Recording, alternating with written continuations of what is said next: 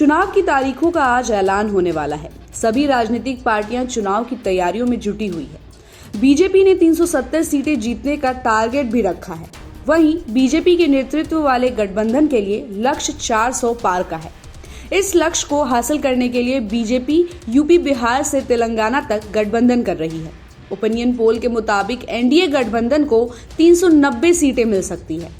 INDIA गठबंधन को 96 सीटें मिलने का अनुमान है। वहीं अन्य के खाते में 57 सीटें जा सकती है। सर्वे के अनुसार आगामी लोकसभा चुनाव में यूपी की 80 सीटों पर मोदी लहर है। एनडीए को 78 सीट मिलती दिख रही है, जबकि इंडिया गठबंधन सिर्फ 2 सीटों पर सिमटता दिख रहा है। वहीं बाकी राज्यों के ओपिनियन पोल में भी बीजेपी काबिज है। महाराष्ट्र की 48 में से 45, बिहार की 40 में से 37, मध्य प्रदेश की 29 में से 28, गुजरात की 26 में से 26, राजस्थान में भी सभी 25 सीटें मिलने का अनुमान है। वहीं एनडीए को पश्चिम बंगाल की 42 में से 17, हरियाणा की 10 में से 9 और दिल्ली की सभी 7 लोकसभा सीट मिलते दिख रही है।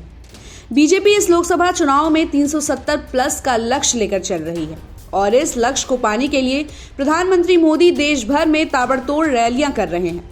रैलियों में लगातार जनता को याद दिला रहे हैं कि बीजेपी का टारगेट इस बार 370 सीटें और एनडीए का 400 सीटें हैं। प्रधानमंत्री मोदी 2 दिन में साउथ इंडिया के 3 राज्यों में रोड शो और रैलियां करेंगे।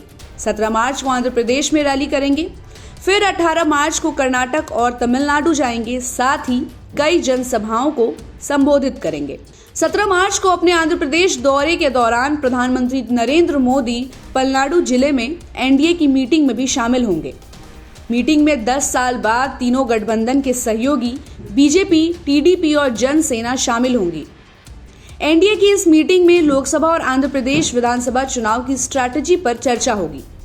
आंध्र प्रदेश में एनडीए के सहयोगियों के बीच सीट बंटवारे पर 11 मार्च को सहमति बन गई थी, जिसके मुताबिक आंध्र प्रदेश में बीजेपी लोकसभा की 6, टीडीपी 17 और पवन कल्याण की जनसेना 2 लोकसभा सीटों पर चुनाव लड़ेंगी। महाराष्ट्र में भी बीजेपी के नेतृत्व वाले गठबंधन की स्थिति मजबूत दिख रही है। बीजेपी के साथ शिवसेना शिंदे गुट 11 और एनसीपी अजित पवार 6 सीटों पर चुनाव लड़ सकती है। ओपिनियन पोल में भी महाराष्ट्र में एनडीए गठबंधन की स्थिति ठीक मानी जा रही है। दूसरी तरफ इंडिया गठबंधन बिखरता हुआ नजर आ रहा है। अशोक चव्हाण और मिलिंद देवड़ा जैसे नेता भी एनडीए के साथ आ चुके हैं। खबर थी कि बीजेपी ओडिशा में भी बीजेडी से गठबंधन की कोशिश कर रही है। हालांकि अभी बात नहीं बन पाई है। बीजेपी और बीजेडी दोनों में ओडिशा के अंदर प्रतिद्वंदिता है, लेकिन 21 सीटों वाले ओडिशा पर बीजेपी की नजर है। बीजेपी बीजेडी के साथ मिलकर सभी 21 सीटों को एनडीए के खाते में डालने की कोशिशों में लगी है। इंडिया गठबंधन को सबसे बड़ा झटका नुकसान बिहार में अलायंस टूटने से हुआ। जिन नीतीश कुमार ने इंडिया गठबंधन के लिए देश भर के विपक्षी नेताओं को एक छतरी के नीचे इकट्ठा किया था, वही अब एनडीए के पाले में है। इससे बिहार में भी एनडीए की स्थिति मजबूत हो गई है। बाकी ऐसे ही खबरों के लिए आप देखते रहिए समय डिजिटल। हमारे चैनल को लाइक और सब्सक्राइब करना बिल्कुल भी ना भूलें।